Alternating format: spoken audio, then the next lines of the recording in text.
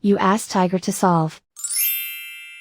This deals with linear equations with one unknown. The final result is u equals 5. Let's solve it step by step. Simplify the expression. Expand the parentheses. Simplify the arithmetic. Group all constants on the right side of the equation.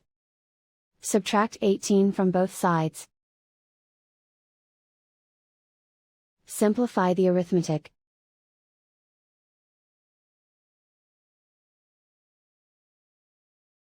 Isolate the u. Divide both sides by 9. Simplify the fraction. Find the greatest common factor of the numerator and denominator. Factor out and cancel the greatest common factor. And so the final result is u equals 5.